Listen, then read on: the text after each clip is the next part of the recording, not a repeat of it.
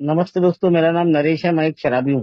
हाय नरेश हाँ भाई। नरेश साहब। हाँ नरेश, नमस्कार नरेश भाई। नमस्कार हेमंत भाई। ये सब आवाज से पहचानता हूँ आदमी के नाम। मैं एक शराबी हूँ। ईश्वर की कृपा से, एक ही संगत से, आपके फेलोशिप की वजह से आज शराब से, जहरीली गुट से दूर हूँ। एक सुखी समाधानी जीवन जीने का प्रयत्न कर रहा हूँ। बहुत बुरी अवस्था में अल्कोहलिक अनोनिमस में आया था। बहुत बुरी अवस्था, चल नहीं सकता था, 10-10 कदम दूर जाके बैठना पड़ता था। शरीर पूरा खराब हो गया था। आर्थिकता पूरी खराब हो गई थी, मानसिकता पूरी खराब थी। समाज में कोई पूछ नहीं रहा था। घर में कोई आ तो आ, जा रहा तो जा, मर रहा तो मर, ये अवस्था थी। उन्होंने जितने प्रयत्न करना चाहिए था उतने प्रयत्न किया, पर वो सब जगह हार गए। फिर उन्होंने मेरे को छोड़ दिया, और वो छोड़ने के बाद मैं अतोनात शराब पीने लगा। मैंने वो शराब, मेरे को याद है आज भी कि मैंने 83-84 से शराब चालू की। वो भी फ्री में दारू मिलती थी, मेरे को फ्री में मिलती थी, फ्री में शराब मिलती थी। मैं जिस कंपनी में जब काम करता था तो वहां पे वो मालक हमारे दोपहर को ही शराब पीते थे, और आधी नींद पीते थे, और आधी नींद मेरे को बोलते थे, ये ले रख ले, नहीं तो फेंक देना, या फिर तू पी ले। वो मेरे को मिलने लग गई। फिर मालक के साथ शराब पीने लग गए।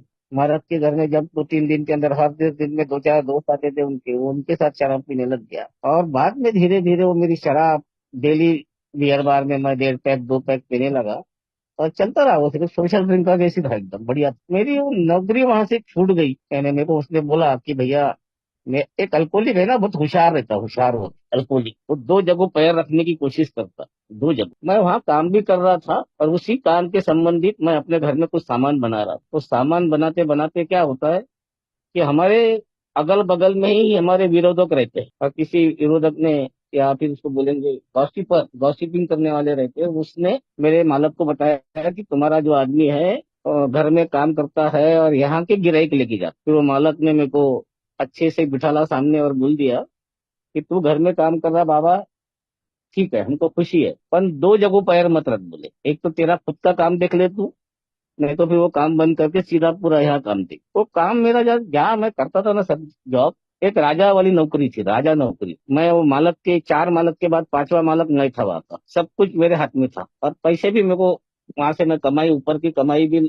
ला लेता था बहुत सारी। पर बाद में वो शराब ने सारी चीजें करते गई, वहां से नौकरी छूट गई। मैंने अपना खुद का बिजनेस डाला, छोटा मोटा गवर्नमेंट का कॉन्ट्रैक्ट लेने चालू किए। पर दारू किसको मानती है? दारू किसी को नहीं मानती। दारू तो तुम कितने भी बड़े हो जाओ, पर दारू तुमको काबू नहीं करती। दारू ने मेरे को, मैं दारू के अंदर जाते गया, पहले धंधा खत्म हो गया, फिर शरीर खत्म हो गया, फिर नाम खत्म हो गया, और फिर पूरा निस्ता नाबूद हो गया। आखिरी के दिनों में जो कुछ भी दिन मैं अल्कोहलिक अनोनिमस के आने के पहले ऐसा कुछ भी काम करता था जिसकी दिहाड़ी होती थी 50 रुपए, और वो कुछ भी काम करना, कुछ भी, जो काम मिले वो, और उसमें 15 रुपए का, 12 रुपए का पौवा आता था उसमें। और शाम में फिर 1-2 पौवे पीना और आ जाना। अपना ही काम, घर में पैसे देना नहीं है, घर में कैसा खाना बना रहे हो मालूम नहीं है। शादी हो गई थी मेरी 92 में, 92 में शादी हुई, और बाद में मेरी शराब और ज्यादा बढ़ गई, और मैं 24/7 वाला हूँ। जब नींद खुले तब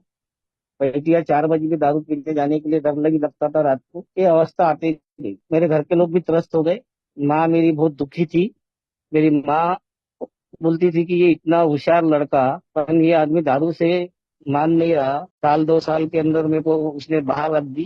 तो ये ले, कमरा ले ले, ये तेरी टीवी ले ले, और कमा और खा। मैंने मुख्य परिवार से मैं एक कमरे में चले गया। तो एक कमरे में चले गया तो मैं उसकी कमरे में दारू पी रहा हूँ। मेरे को याद है कि 97 का फरवरी महीने का इलेक्शन, महानगर पालिका का, नागपुर का, मेरे घर में 2 पेटी शराब की आई थी। भैया तू पी पीना, और तेरे दोस्तों को भी पिला। बहुत मुश्किल से 1-2 बम्पर बांटा हूंगा, सारे बम्पर को मैं ही पटकते रहा। एक मेरा ये सबसे ज्यादा दारू पीने का एक साल है। एक साल में और आगे वाले साल में एक साथ 3 दिवाली, 3 त्योहार आ गए थे। होली, होली के साथ में और एक त्योहार था, और कुछ तभी बंद का दिन, 3 दिन शराब की दुकान बंद। मेरा एक दोस्त आया, बोले यार 3 दिन दुकान बंद रहेंगी तो क्या करेंगे अपन, अपना कैसा ब्लैक में लेना पुराएगा नहीं। तो उसने बोला कि एक पेटी ले ले देसी की, पौवे की। हाँ, बोले एक अपन जो जितनी पीते उतनी पीएंगे, बाकी की जो मंगेगा तो उनको दे देंगे, बेच देंगे। ठीक है। उसने मेरे को एक पेटी लाने के लिए पैसे दिए। मैंने एक पेटी शराब, देसी पौवे की, पौवे की दारू की शराब लाया। और अपने घर में छुपा के रखा। वो आदमी को रात को एक पौवा दिया, एक बोतल उसको दिया, एक बोतल बेचा, बाकी की शराब पूरी महीने पीते रहे। मेरे लिए होली, दिवाली, पोला सब साथ में ही था मेरे लिए। इतना खतरनाक अल्कोहलिज्म था मेरा। मैं मौत करीब से देखा हूँ, मौत, और पागल मैं पूरा हो गया। इस अल्कोहलिक्स अनोनिमस का मैसेज मेरे भाई ने, किसी उनके मित्र ने बताया था कि इसको लेके जा अल्कोहलिक्स अनोनिमस में, ये ठीक हो सकता है। घर के लोगों ने देखे थे कि ये अभी मरेगा, इसकी मौत निश्चित है। और उन्होंने भी जितने भी प्रयत्न करते थे वो छोड़ दिए, तो अभी कुछ मान ही नहीं रहा, तो अभी क्या करेंगे, छोड़ दिया उन्होंने भी अपने मेरे हाल पर। एक लड़का हो गया, और वो लड़के के समय में मैंने एक ऐसी कसम खा ली थी कि मेरी बीवी बोले कि ये लड़का मेरे पेट में, तुम्हारी अवस्था ऐसी, तो मैं कैसी करूंगी। तो मैं उसको बोला ठीक है। मैंने उसके आनंद फानंद में उसके पेट पे हाथ रख लिया, जब तक ये होगा नहीं तब तक मैं पीऊंगा नहीं। और मैंने कसम खाली पेट पे हाथ रख दिया। पर जो उस वक्त नहीं बोला जाता कि फिजिकल एलर्जी और मेंटल ऑब्सेशन और नैतिक तरह जो पार्ट है ना, वो मेरे को बहुत तकलीफ हो रही थी बगैर शराब से रहने की। बहुत तकलीफ, पी नहीं सकता था क्योंकि बच्चे का सवाल था। इसलिए मैं उधर चले गया।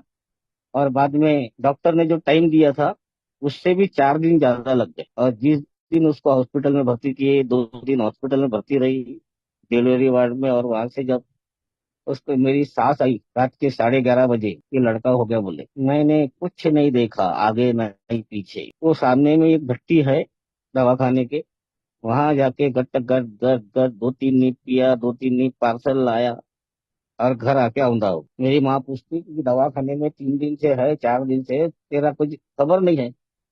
बोला हो, खबर है ना। और रात को लेट आया, बोला इसलिए नहीं हुआ, लड़का हुआ। तो बताएंगा कब। तो ये सिलसिला मेरा अल्कोहलिज्म का था। मेरे को लाया गया था 2 नवंबर 97 को अल्कोहलिक्स अनोनिमस में, और मैंने अपनी जिंदगी का लास्ट पैक 31 दिसंबर 97 को पिया था।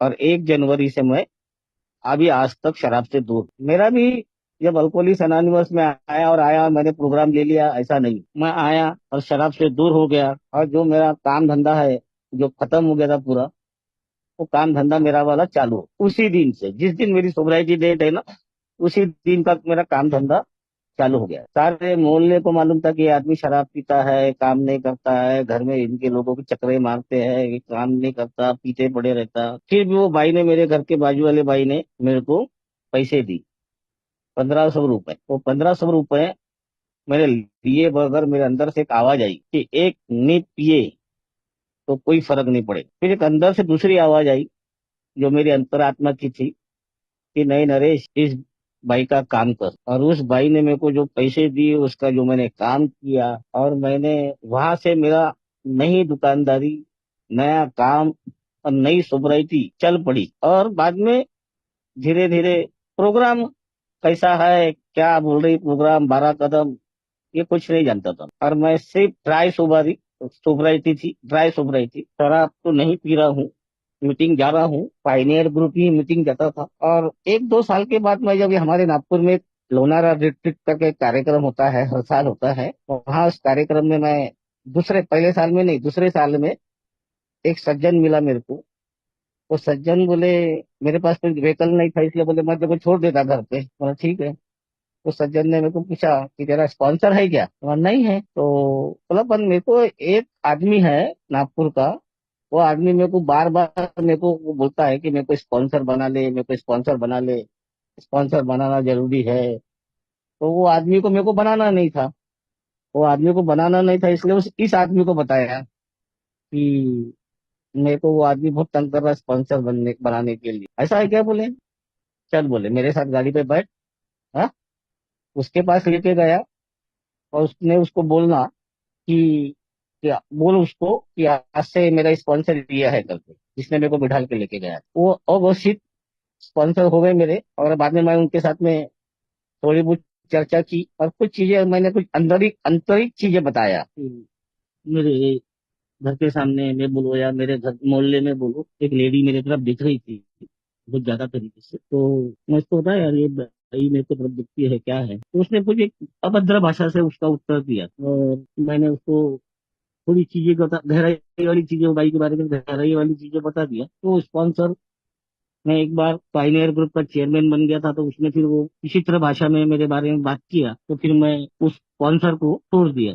उसने मेरे को छोड़ दिया, वो स्पॉन्सर जो था मेरे पास उसने मेरे को छोड़, फिर मैं दूसरा स्पॉन्सर ढूंढने लगा। अब वो मैं पहले स्पॉन्सी था, उसका नाम अल्कोहलिक्स एनोनिमस में काफी ये था, तो बाद में कोई दूसरा आदमी मेरे को स्पॉन्सरशिप करने के लिए तैयार नहीं हो। मैंने 8-10 लोगों को पूछा जो ओल्ड टाइमर थे उस वक्त, किसी ने भी बोला नहीं नहीं बाबा, बोले नहीं। वो क्यों नहीं बोलते थे मेरे को नहीं मालूम पड़ा। पर बाद में अभी जो आज मेरे पास स्पॉन्सर है उसके पास मैं गया तो उन्होंने बोले ठीक है, मैं 1-2 दिन रुक, बोले मैं तेरे को बताता हूँ। फिर 2-3 दिन के बाद उन्होंने मेरे को स्पॉन्सरशिप दी और आज भी है वो। पर इसके जो पहले जो 4-5 साल मेरे पास स्पॉन्सर नहीं था, 2-3 साल, तो मेरा काम धंधा जो चालू हो गया था, अगर स्पॉन्सर नहीं रहा या स्पॉन्सर रहने के बाद भी स्पॉन्सर को नहीं पूछे इसके क्या दुष्परिणाम होते, ये कुछ चंद शब्दों में बताता। मेरा काम धंधा अच्छा चालू हो गया था और मेरे काम धंधे में थोड़े पैसे हजारों में आते। मेरे पास खुद की साइकिल भी मैंने बेच के दारू पी थी, उसमें कोई वाद नहीं था।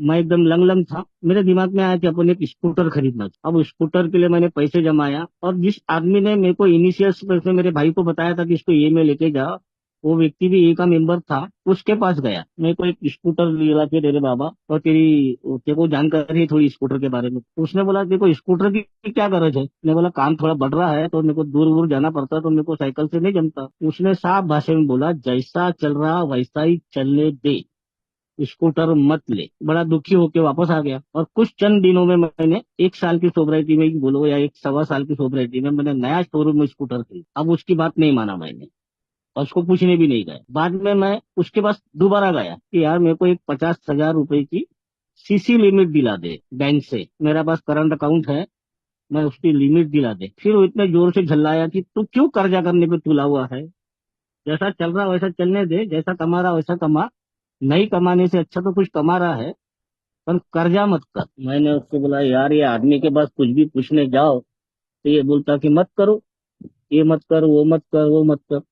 उसके बाद से उस दिन से जाना बंद कर। ये जो एक इनिशियल स्पॉन्सर जो मैंने दूसरा बनाया था जो मेरे को अघोषित स्पॉन्सर थे, उनके साथ थोड़ा बात चला मेरा वाला, फिर उनके साथ मेरा एक नाता टूट गया किसी वादी वाद की वजह से। वो वादी वाद बताने की गरज नहीं। फिर आज मेरे पास जो स्पॉन्सर है उनके साथ मैंने बहुत बढ़िया तरीके से प्रोग्राम लेने की कोशिश। तो स्पॉन्सर कौन है, स्पॉन्सर किस चीज का नाम है? स्पॉन्सर वो है जिसने प्रोग्राम जिया है, जिस प्रोग्राम पे चल रहे हैं, और जो मेरी समस्या जो भी आती है उसको बहुत अच्छे तरीके से समझाने का एक मेरा मार्गदर्शक होता है। मेरे ऊपर में बहुत सारा कर्जा था अल्कोहलिक्स अनोनिमस में आने तक के। बाद में मैंने गाड़ी खरीद लिया, फिर बैंक से लोन ले लिया, अनेक चीजें की है मैंने, और मैं एकदम 2006 2007 90 तक कर्जे से आ गए। और रात को नींद नहीं आ रही है, बेचैन हूँ, चिड़चिड़पन हो रही है घर में, घर के लोगों के ऊपर में मैं खाव खाव करे जा रहा हूँ, समझ नहीं आ रहा था क्या करूं। एक दिन मैं बहुत ज्यादा डिस्टर्ब था, तो वो ज्यादा डिस्टर्ब होने के कारण मैंने अपने घर की कुछ फाइलें को छाट मारा कि क्या बेचने लायक है मेरे पास। तो वहां मेरे को एक रजिस्ट्री मिली मेरे घर, मेरे जो एक प्लाट लिया था 98 में लिया था वो, लगभग मेरे भाई से कुछ पैसे लेके, कुछ पैसे मैं अपने पास के डाल के लिया था इंस्टॉलमेंट पे। तो वो क्लियर भी हो गया, तो उसकी मेरे को एग्रीमेंट टू सेल मिला, 2006 में मिला वो। और 2006 में जब वो एग्रीमेंट टू सेल मिला, मेरे चेहरे पे रौनक आ गई और मैंने वो तुरंत जिस बस उसके पास का था, अब मैंने यहाँ ये गलती किया, मैंने फिर यहाँ गलती किया। जो भी मेरे साथ स्पॉन्सर था मैंने पूछा नहीं, मेरे साथ में जो फेलोशिप के मेंबर थे मैंने उनसे भी नहीं पूछा, सीधा चले गया। और जिसने के पास का जो प्लाट का डेवलपर था उसको बोला यार भाई ये बेचना है, 90,000 रुपए का प्लाट था वो, और वो उसने बोला कि 7 लाख रुपए तक मिल सकते हैं, और मेरे जैसे आदमी के लिए 7 लाख रुपए बहुत थे। मेन बताने का उद्देश्य है कि मैंने अपने स्पॉन्सर से और या किसी फेलो मेंबर से राय नहीं ली और मैंने उसको बेच दिया। और इवन मेरे जैसा झूठा आदमी, यानी सोसाइटी में नकाब लगा हुआ आदमी, मैं सोच रहा था कि बीवी को भी ना मालूम पड़े मेरे, या मेरे घर परिवार को नहीं मालूम पड़े। लेने के लिए मैंने भाई से पैसे ले लिया, पर बेचने के लिए पूछने नहीं गया, और पूछने गिने नहीं गया, मैं स्पॉन्सर से नहीं पूछा। तो बाद में, तो बेचने के बाद आज कई साल तक मैं उसके इसमें रहा, बहुत तकलीफ में रहा कि मेरा अच्छा प्लाट चले गया, अच्छे हाईवे रास्ते पे था, चले गया, और सारे कर्जे चुका दिया, सारे कर्जे चुकाने के बाद भीड़ हुआ। यानी मैंने अल्कोहलिक्स अनोनिमस में सेल्फ रन राइट ही चला, खुद की मर्जी चलने लगा है, खुद की मर्जी, सीसी लिमिट क्या ले लिया, कर्जे क्या ले लिया, इधर से साहूकारों से क्या पैसे ले लिया। और मैंने एक 50,000 रुपये एक पर्सनल साहूकार से लिया।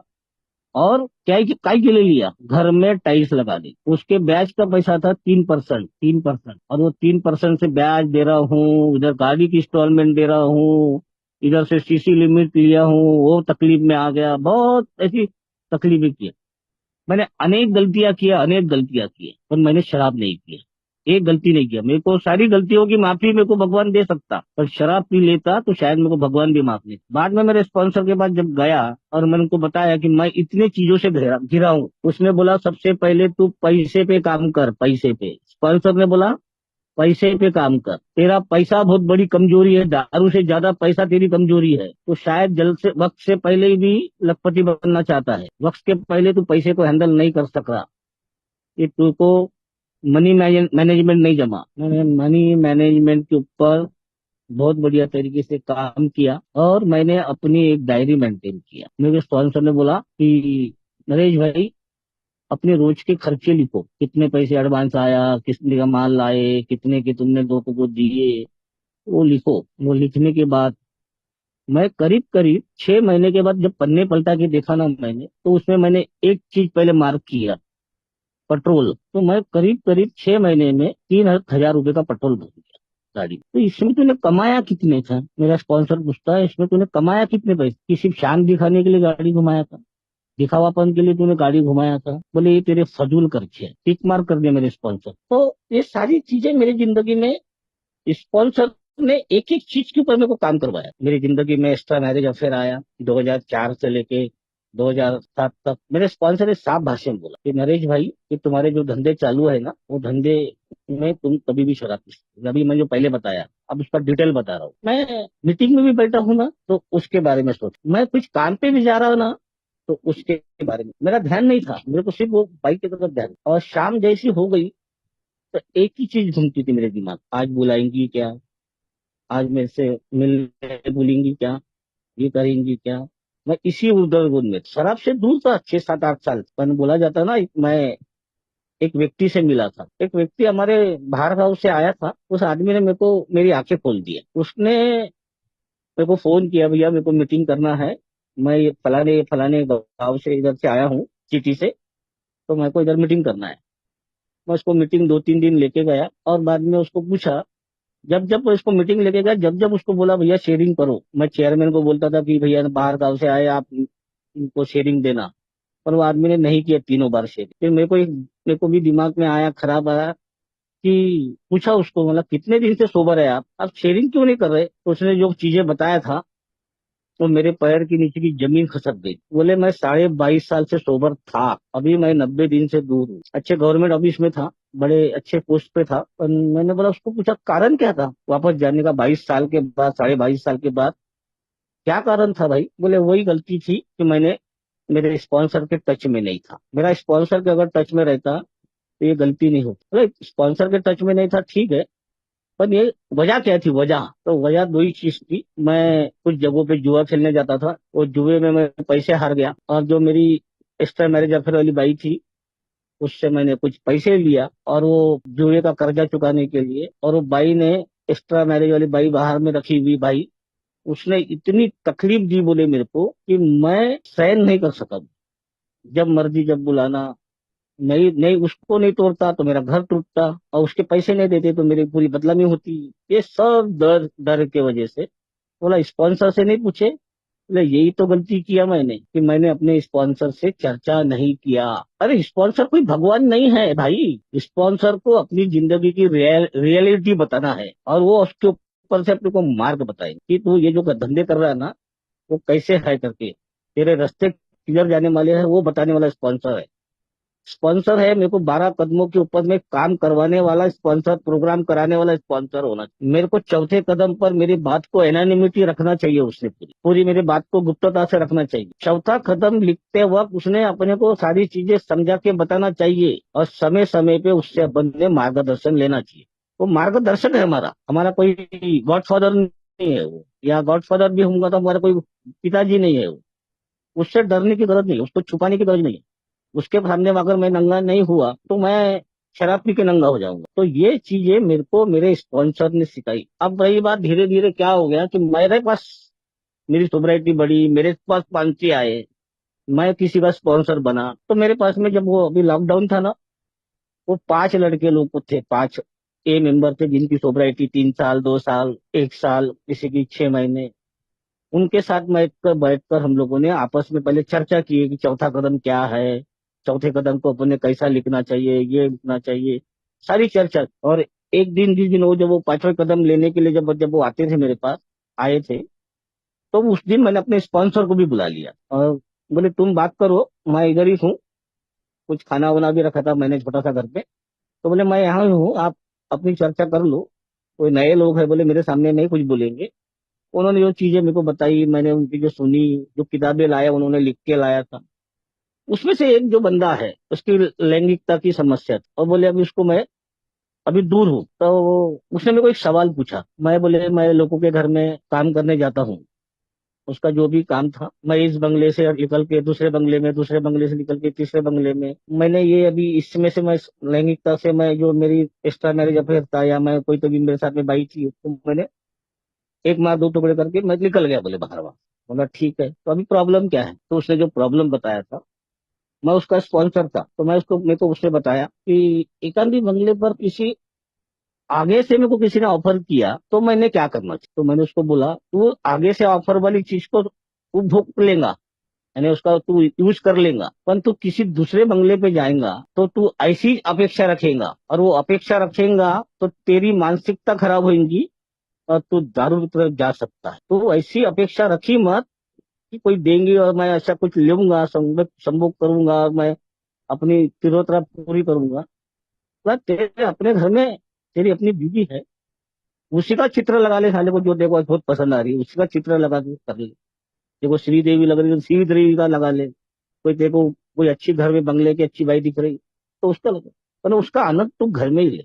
अगर एक बाई से दूसरे बाई तक गया आदमी, तो पर नहीं ठहरता, क्वालिटी उसको ढूंढता हुआ। इसका जीता जागता उदाहरण मैं हूँ, ऐसा बताया था उसको मेरा अनुभव। तो स्पॉन्सर का काम है। अब वो किसी के पैसे की है, कर्जे की है, किसी के घर में कुछ बहुत सारा वातावरण खराब है, तो हम सिर्फ उसको प्रोग्राम बता सकते। हम किसी के घर जाकर उसके फैमिली को हम लोग काउंसिलिंग नहीं करते। उसके बहुत नागपुर में बहुत खराब उदाहरण है, वो बाई को समझाने गया और वो बाई के पास ही चले गए। ऐसे खराब उदाहरण है बहुत सारे लोगों के इधर। तो हम लोग किसी को भी, फैमिली के किसी भी इंटरफेयर नहीं करना चाहिए। स्पॉन्सर स्पॉन्सर का सिर्फ काम है उस इस ए मेंबर से बात करना, उस ए मेंबर से बात करना और उसको ही चीजें समझाना। किसी के भी पर्सनल जिंदगी में, उनके पर्सनल लाइफ में स्पॉन्सर का हक नहीं बनता। अगर वो बाई आती है पूछने कुछ बात करने के लिए, तो उसके साथ उसका आदमी साथ में रहना चाहिए। ये हमारे को पक्का करना चाहिए। अगर अकेले आई तो उससे हमने बात नहीं करना चाहिए। ये एक अच्छे सच्चे स्पॉन्सर का कर्तव्य है। अगर वो स्पॉन्सर अकेली बाई से बात करता है, तो मैं भी एक मनुष्य स्वभाव का आदमी हूँ, मेरे अंदर भी सद्भावना है, और वो कभी भी पलट सकती। इस बात को सोबर आदमी ने कम से कम उसको देख, स्पॉन्सर का ये कर्तव्य रहता है। तो ये करना चाहिए। दूसरी बात हमारे को है कि स्पॉन्सर के बार बार उसके घर जाने की जरूरत, बार बार उसके घर जाने की, उसके मिलने के स्थान मीटिंग हॉल है, मीटिंग का कमरा है, मीटिंग के बाद अपन उससे बात कर सकते हैं। वो कुछ पूछ रहा है तो बता। मेरे घर में कभी भी मेरे घर में आ सकता है आदमी, मेरा कौन सी, क्यों कि मेरे घर में नीचे में एक ऑफिस है, वो बैठने की सुविधा है, और वो ऑफिस में छोटा सा ही ऑफिस है मेरे कस्टमरों के लिए। तो वो कस्टमरों के लिए बदली मैं अपने स्पॉन्सरों के साथ वहां मैं चर्चा, कोई अगाधी आया कि भैया मेरे को बहुत बड़ी प्रॉब्लम है और ये प्रॉब्लम है, किसी समस्या में घिरा है, तो मैं उसके साथ वहां घंटा 2 घंटा बैठ के डिस्कस करता हूँ। तो स्पॉन्सर मेरे को प्रोग्राम करवाना चाहिए। स्पॉन्सर ने मेरे को, अब स्पॉन्सर की कितनी क्वालिटी है? स्पॉन्सर की दो तीन प्रकार की क्वालिटी रही। एक स्पॉन्सर होता है मेरा इनिशियल स्पॉन्सर, जो मेरे को शुरू में मार्गदर्शन करते रहता, मीटिंग लाता, मीटिंग से लेके मेरे को मीटिंग छोड़ता, मीटिंग थोड़ा बहुत कार्यक्रम बताता, कुछ ग्रुप बताता। जिसने मेरे को मैसेज दिया वो मेरा एक इनिशियल स्पॉन्सर होता। बाद में मैं एक स्टेप स्पॉन्सर करता हूँ, स्टेप वर्क करने के लिए एक मेरा स्पॉन्सर। दूसरा होता है, तीसरा होता है मेरा सर्विस स्पॉन्सर। सर्विस अगर मेरे को करने की इच्छा है तो मेरे को सर्विस में वो एक स्पॉन्सर मेरे को मदद कर सकता है। अब मेरी बात है कि मेरे पास, मेरा स्पॉन्सर के पास सर्विस का भी नॉलेज है और ए का भी है। और एक लिटरेचर का एक अच्छा खासा जानकार है मेरा स्पॉन्सर। तो वो मेरे को सारी चीजें सर्विस के बारे में भी बता देते हैं और इसके बारे में। मैंने आज सुबह ही फोन किया, मैंने बोला मेरे को देहरादून में आज मीटिंग जाना है और मेरे को आज शेयर करना है स्पॉन्सरशिप पे। तो बोले तुम कर लेंगे। अरे मैंने उसको बताया काय के लिए कि ये कुछ बताएगा मेरे को टिप, तो नहीं बोले तुम कर लोगे, मेरे को मालूम है, तुम जा करो। बोले मैंने थोड़ी सी बातचीत किया, बंद कर। आज तुम्हारी सोबराइटी इतनी है और तुम उसको सब में पूछ रहे हो। मैं कहीं आज भी अटकता ना कहीं कहीं कुछ जगहों पर, तो मेरे स्पॉन्सर के मैं टच में हूँ। ऐसा नहीं है कि स्पॉन्सर का एक टीका लगा लिए, नाम ले लिए, अपने नाम से जोड़ लिए टीका, और बाद में उसको सिर्फ महीने 6 महीने में ही मिलना है। अरे अपन बात कर सकते हैं स्पॉन्सर के साथ, रोज रोज बात करने के लिए 10-15 मिनट में फोन पे बात किए, और अपन नहीं सारे कुछ चीजें पूछेंगे, पर जो अपने दिन में जो कुछ हो रहा है, दिल में कुछ है, वो हम ऐसे रोज तो शेयर कर सकते हैं। यानी रोज के रोज कचरा निकालना है, वो जब हम बोलते हैं ना सर 10वें इसमें, तो वो हमको रोज के रोज कुछ न कुछ चीजें शेयर करते रहना चाहिए। नहीं स्पॉन्सर ही फोन करेगा मेरे को, तभी पूछेगा तभी बताऊंगा, ऐसा नहीं है। मेरे को गरज है, मेरे को जरूरत है, मेरे को उसकी मदद की गरज है, तो मैंने उसके साथ में एक बार तभी दिन में से बात करते रहे। अगर मेरा स्पॉन्सर, अगर मेरा फोन नहीं गया तो मेरे को फोन करता शाम को, कहा है भैया दिन भर से क्या हुआ, आज कैसा गया दिन। आज भी पूछता है, आज भी मेरी आज 27 साल के रनिंग में हूँ मैं भी, फिर भी आज भी मैं स्पॉन्सर के टच में हूँ। बुरा नहीं है या मैं बहुत ज्यादा महान हूँ, सोसाइटी हो गई तो मैं बहुत महान हो गया, ऐसा नहीं है। स्पॉन्सर स्पॉन्सर रिलेशन एक प्रोग्राम में ताकत देते हैं एक दूसरे को। आज तो मेरी हालत यह है, मेरी वाली ये जो हालत है कि मेरा स्पॉन्सर के पास, मेरा स्पॉन्सर का नहीं है, आज वो चले गए, बहुत लंबे दूर पर रहते हो कहीं। वो बोले अपन आपस में दोनों, मेरा दुख तेरे को बताया करूंगा, कुछ शेयर कर लिया करूंगा, तेरा दुख रहा तो मेरे को शेयर कर लिया करेंगे। तो ये भी एक स्पॉन्सरशिप की पद्धति, उसका नाम अच्छा है, मैं कोई भूल गया नाम बताना। तो वो हम दोनों एक दूसरे के साथ बात, मेरी कुछ पारिवारिक कुछ समस्या रही, उनकी कुछ पारिवारिक समस्या रही, तो वो हम दोनों आपस में बैठकर चर्चा करते रहे। और मैं ऐसा नहीं है कि मैंने एक बार स्पॉन्सर से पूछ लिया बाद में चले जा रहा, महीने भर तक बात ही नहीं कर रहा। हम रोज एक टाइम पे भी बात करते, कभी कभी गांधी उनके पास टाइम नहीं रहा या मेरे पास टाइम नहीं रहा, दूसरे दिन सुबह उठे बरोबर नींद में से पैर नीचे रखने के पहले मैं स्पॉन्सर से बात, और सारी चीज। अभी हमारे घर में सर्विस स्पॉन्सर हुआ, ये होगा वर्कशॉप हुआ, वहाँ मेरा एक विषय था ग्रुप कॉन्शियस। तो मैंने उनको पूछा ग्रुप कॉन्शियस, अच्छा बोले तुमने इतनी सेवाएं की, तुमको ग्रुप कॉन्शियस को मालूम है, तुमने इंटर ग्रुप में सेवा दी, तुमने अपने ग्रुप में सेवाएं दी, तुम बहुत सारे इवेंट में अपनी सेवाएं देते रहते, तो तुम कर लोगे, बोले चिंता मत। तो ये चीजें स्पॉन्सर से एक अलग ताकत मिलती, जिसको मालूम है मेरे स्पॉन्सी कर सकता है। वैसे मेरे स्पॉन्सी आज भी कहीं ना कहीं सेवा में है, वो दूसरे इंटर ग्रुप में है। यहाँ पे नागपुर में 3-4 इंटर ग्रुप है, अलग इंटर ग्रुप में है। आज भी वो मेरे टच में रहते, मेरे पास में ऐसे 10-12 होंगे, पर इसमें से 4-5 लोग ही टच में रहते, बाकी लोग वक्त आता ना जब पेट दुखता तब उसकी दवा पूछते। ऐसा स्पॉन्सी ने नहीं करना चाहिए, जब दुख रहा पेट तभी जाना चाहिए। अरे रोज की रोज थोड़ी बात करो ना, क्या तकलीफ है, 5 मिनट आज पेट्रोल महंगा है पर फोन सस्ता है, एक फोन करो ना आगे वाले से कि दिन भर में मेरा कैसा क्या गया, तो वो कुछ चीजें बात करे तो जरा मन हल्का हो जाता, तभी तो हमारी सोबराइटी टिकेंगी ना।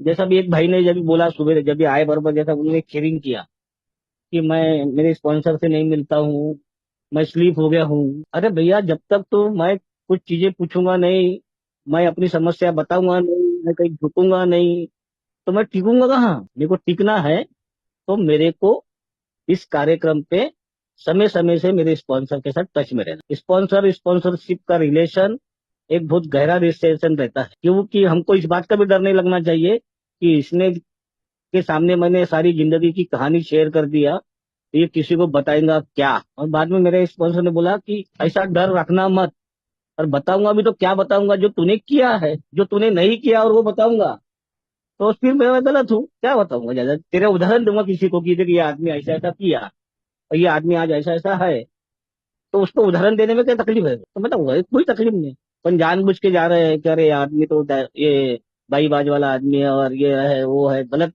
है, तो तुम मेरी गॉसिपिंग कर रहे हो कहीं। वो जो मेरा पहला स्पॉन्सर उसी की वजह से छूट गया था, कि दूसरा स्पॉन्सर जो है आज मेरे साथ में करीब करीब 20-22 साल से है, तो आज रिश्ते हैं स्पॉन्सरशिप स्पॉन्सरशिप के। और ये एक कारण है कि मेरे को सोबर रहना है ना, तो मेरे को पूछना पड़ेगा, मेरे को कदमों पे बात करना पड़ेगा। चौथा कदम मैंने बहुत बारीकी से मैंने उनके पास जाके एक एक चीज लिया था और एक एक चीजों पे बताया था। और ऐसा भी नहीं, हमने को 4 से लेके तो 9 तक हमारे को स्पॉन्सर की गरज समय समय में पड़ती है। 3 कदम तो हम ऐसे ही चल लेते, 1 2 3। और 4 से 9 तक हमको स्पॉन्सर की मदद लेना पड़ता है। 6वें 7वें कदम पे हमको जरूरत पड़ती है कि मैं तैयार हो गया हूँ सारे गलतियों को मानने के लिए। 7वें कदम पर मैं अपने आप को ये बताता हूँ कि मेरे डिफेक्ट ऑफ कैरेक्टर, छोटी छोटी कमजोरियां मेरे अंदर रहती, कमजोरियां। और वो कमजोरियां क्या रहती, एक कमजोरी शेयर करता आपके साथ। मैं एक गाड़ी पर हमने माल रखा और उस गाड़ी के साथ मैं गया, तो वो गाड़ी वाले का रिक्शा भाड़ा 1200-1500 रुपए मेरे लड़के ने दिया, वो जेब में रख लिया मैंने 1200-1500 रुपए। और जिसके घर माल छोड़ने गए उस आदमी ने उसको पैसे दे दिया, रिक्शा भाड़ा, गाड़ी का भाड़ा उसने दे दिया। मेरे जैसा आदमी ने क्या करना चाहिए कि उसके 1500 लड़के ने जो दिया था उसको वापस कर देना चाहिए। मेरे मन में आता मेरे मेरे पैसे है, मेरा लड़का है, मेरे में रखा तो क्या होता। पर अच्छी अचानक बातचीत करते करते मेरे स्पॉन्सर को बताया कि मेरे पास आज 1500 रुपये रखा मैंने तो गाड़ी भाड़ा। और उसको बोले गलत करे आपने। मैं, क्यों? तो नहीं, बोले तेरे पैसे है, तेरे पास ही रखा, तेरा लड़का है, ठीक है। पर उसको बता कि आगे वाले ने, पार्टी वाले ने पैसे दिया, नहीं तो कल जाके वो जब हिसाब करने जाएगा तो वो उससे नहीं लेगा। या वो बताएगा नहीं उसको तुम्हारे गाड़ी का भाड़ा के बारे में, या ये लिख देगा बिल में कि गाड़ी भाड़ा 1500 दिया, तेरे को दिया ना, बोले 1500 लिख देगा बोले। तो वो बोलेगा, बोले कि मैं तुम्हारे पापा को दे दिया। तो जब तेरी तू उनके नजर से उतर जाएगी, बहुत बारीक बारीक चीजें स्पॉन्सर पे चर्चा होती है, तो वो चीजें करेगा तो मैं अच्छे से एक अच्छा लीडर होके बगैर डरे और हर एक चीज मैं तो अपने ओपन माइंड से शेयर करता हूँ। मेरा सेक्स एंड सोब्राइटी वाला विषय जब शेयर करता ना फिजिकल मीटिंग में, मैं पूरी ओपन माइंड से शेयर करता कि मैं किसी चीज से डरूं नहीं। मेरे अंदर में कोई ऐसा छोटा सा भी कांटा ना रखो मेरे अंदर, दिल के अंदर, ताकि वो कांटा मेरे को चुप चुप के ठस करके मेरे को कोई दर्द को पहुंचाए और मेरे को नुकसान पहुंचाए। मैं बहुत फ्री माइंड से आगे वाले से, मेरे स्पॉन्सर से भी बात करता हूँ, मेरे स्पॉन्सर से भी बात करता हूँ। और मेरा स्पॉन्सर के साथ मेरे अच्छे रिलेशन है, हम कभी भी अच्छी बातें करेंगे। हम आउट ऑफ वे जाके बात नहीं करेंगे। हम किसी के दूसरे के घर में झांक के नहीं देखेंगे। हम किसी के मेंबर की इन्वेंट्री नहीं लेंगे। हम अपनी इन्वेंट्री लेंगे तब मेरे को सोब्राइटी, लेंथ ऑफ सोब्राइटी, और जो चेहरे पे जो एक हंसी, एक चेहरे पे खुशी, और घर में शांति, घर में सुख शांति। मैं बाहर की अशांति घर में अशांति लाता हूँ, घर बाहर बाहर की लाता हूँ और घर में अशांत करता हूँ। वो चीजें मेरे घर में आज नहीं। हाँ, मेरे घर में कुछ प्रॉब्लम है, मेरे घर में कुछ प्रॉब्लम है, पर उसको भी मैं ज्यादा अपने ऊपर में टेंशन लेता नहीं। मेरा भी एक लड़का है अभी 25-26 साल, 27 नहीं 30 साल का लड़का। मैं बीमार हो सकता तो वो भी हो सकता, उसकी शादी हो गई, तकलीफ देता है और मैं उसको सुधार नहीं सकता। उसके राइट मेरे पास नहीं है, भगवान ने मेरे को नहीं दिया उसको सुधार। गलतियां करेगा, सुधरेगा, गलती करके सीखना हर एक को अधिकार है। आज चल रहा है वो, पर अंदर बाहर होते रहता, वो उसकी इच्छा, भगवान क्या चाहता है वो जैसा करेगा वैसा भरेगा। मैं तो चलेगा ये, मैं तो ये के साथ चलेगा। इसलिए आप लोगों ने मेरे को स्पॉन्सरशिप के ऊपर में देहरादून ग्रुप या देहरादून ये ऑनलाइन मीटिंग, और वो हेमंत भाई ने मुझे आज मौका दिया मेरे अंदर की चीजों को वापस बाहर निकाल कर आप लोगों के साथ शेयर करने के लिए। मैं आप सबका और उपस्थित सारे मेंबरों का दिल से आभार हूँ, करता हूँ। और आप लोगों ने एक शांति से, बगैर किसी ने माइक खोले मेरी शेयरिंग सुना, वो आपका मैं बहुत बहुत धन्यवाद।